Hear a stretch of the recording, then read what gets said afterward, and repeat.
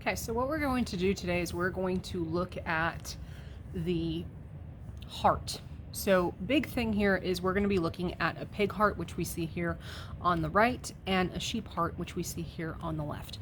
So obviously they look a little different. So with the pig heart, the apex of the heart is a little more rounded, where on the sheep heart, it's a little more pointed. And the sheep in general have just quite a bit more fat around their heart. So when we look at the exterior of the heart, the pig heart is easier to see because you can actually see the blood vessels. So remember, the coronary arteries are the ones supplying blood to the heart themselves. The cardiac veins are draining blood. And then on the back here, if you remember, we talked about the coronary sinus. It's a large vessel here that's kind of in this groove here that is picking up that blood from the cardiac veins, and it's going to dump it into the right atrium. So when I pick up the heart of the pig, it's going to feel a little different. The back is usually a little bit flatter, and the surface is, the anterior portion is a little more rounded. That's again more noticeable on the sheep. The front is much more rounded, and then the back is quite a bit flatter. So when I'm looking at these, there's a couple of vessels that I want to see off the bat. Is looking from the front of the heart, the very first vessel that we're going to see is the pulmonary trunk. So this very large vessel here that's going kind of across is the pulmonary trunk. Right behind it is this large vessel here. If I stick my finger in it, you'll actually notice that my finger's pointing out and poking out of this hole here. This is the aorta, and this is a branch off of the aorta. So this is the very large, you'll notice, very, very large vessel. That itself is the aorta. And inside of the aorta, there's a couple of valves. We'll talk about those in a little bit. So pulmonary trunk, we have the aorta, and then in the back, we've got some blood vessels that are behind the aorta. We have a superior and an inferior vena cava. So I have my finger in the superior vena cava, and what I'm doing is I'm just pushing my finger through until it pops out. This is the inferior vena cava. So they are kind of, pulmonary trunk is here, aorta a little bit to the right, so back right is going to be the superior and inferior vena cava. The superior and inferior vena cava, as well as this coronary sinus that we talked about earlier, these three vessels are all going to drain into the right atrium. So if I stick my finger into the superior and inferior vena cava, it's actually going to come out, and I'm in the right side of the heart. So those are kind of the major blood vessels I want to talk about on the heart. There's some branching that you see off of here. These are also between the pulmonary arteries and the pulmonary veins. These are taking blood away from the heart, and the veins are bringing blood back to the heart from the lungs. So when we look at the heart, the atria, you can actually see these auricles here. These are where the atria are located, and the ventricles are closer to the bottom. So when I open up the heart, okay, we're going to see the left side here and the right side here. And the big way to tell left versus right is the thickness of the wall. If you look at the thickness of the wall on the left side, it's much thicker, and on the right, it's quite a bit thinner. And the reason for that is the right side of the heart is pumping blood to the lungs, which are relatively close to the heart. The left side of the heart is actually going to be pumping blood to the rest of the body, to all the cells and the tissues of the body. And so we are going to need to pump that blood a lot further, which means we're going to have a much thicker wall. The wall itself is made up of three layers. The outer layer here is called the epicardium. The middle layer is called the myocardium, which is made up of cardiac muscle. And then the inner layer is called the endocardium. So that inner layer.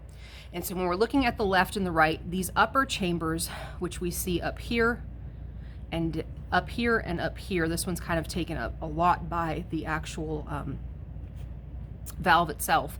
But up here is going to be the right atrium, and this, or the left atrium, and this is the left ventricle. So up here is going to be the right atrium, and then the right ventricle. And so between the atria and the ventricle, so between up here and down here, we have these valves called the atrioventricular valves. You'll actually see it on this side over here as well. So on the left side, we have a valve called the bicuspid or the mitral valve. So the bicuspid or the mitral valve is this tissue here. And you'll notice all these strings. If you've ever heard the term heartstring, it's referring to the chordae tendineae. The chordae tendineae are those heartstrings. It's what's holding the valves in place. Over here, we're gonna see the same thing. You're gonna see those chordae tendineae, but on the right side, it's called the tricuspid valve. So the second letter of tri is R, that's on the right. Mitral is the one used by health professions most often. It's also known as the bicuspid, but mitral, the last letter of mitral is L for left. So the mitral or bicuspid is on the left, and then the tricuspid is on the right. And those are the atrioventricular valves. They're separating the atria from the ventricles. The other things that we're going to see is if I'm looking up here, I actually see another valve. So between our ventricles and our arteries, this large artery here is actually the aorta. We have some other valves. They're called the semilunar valves. So the semilunar valves are kind of like a half moon. They're a half moon shape. So this structure here is actually one of those valves. And this is the aorta. This is the aortic semilunar valve here, and it's separating the aorta from the ventricle itself.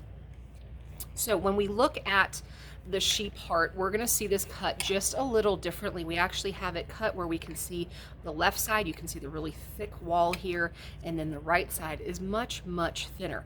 So the reason that these are cut a little different is because we're actually cutting into the pulmonary trunk. As we cut into the pulmonary trunk, if I kind of flip this over, you're going to see this tissue right here. I've got it now on my thumb. That tissue there is the pulmonary semilunar valve, and there's another piece of it over here. So these two make up the pulmonary semilunar valve, and it's in the pulmonary trunk. It's separating the pulmonary trunk from the right ventricle. On the aorta, okay, so if I look into the aorta down in here, I would have to look very deeply, and it's going to be really hard for me to show you, but if you look into the aorta, you'll actually see the valve in the aorta as well. Really hard to see in this one, but because we cut the aorta on this one here, we can actually see that aortic semilunar valve, which we see right here. It's in the aorta. But if you actually open up the aorta itself, some of that should, it's visible to me, but the lighting is not great. But in there is where this aortic semilunar valve would be. And you can kind of see a little bit of tissue in there. That tissue is that valve. And so that's in the aorta. The pulmonary semilunar valve is in that pulmonary trunk. So the reason that I like this dissected heart on the sheep is because it actually does a really good job of showing you how blood flows through the heart and kind of where things lead to. So remember, we always start with blood flow in the right atrium. So right atrium up here, we're going to go through the tricuspid valve. We're then going to go into the right ventricle. From the right ventricle, that's kind of what we cut here, we're going to go through the pulmonary semilunar valve, which is collapsed here. So that structure there, the pulmonary semilunar valve, and then it's going to go into the pulmonary trunk here.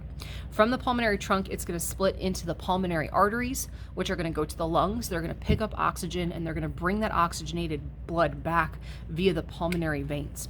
The pulmonary veins are then going to dump their blood into the left atrium, which is up here on this heart and up here on this one.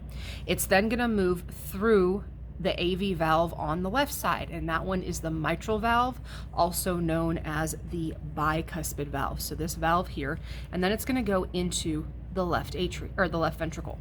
So from the left ventricle, okay, we're going to move up this direction. So the direction of the probe, we're going from the left ventricle through the aortic semilunar valve here, so this valve here, and then into the aorta. So if I take the sheep heart or the pig heart, put my probe into the aorta and push it down, you'll notice that I'm actually coming out in the left ventricle.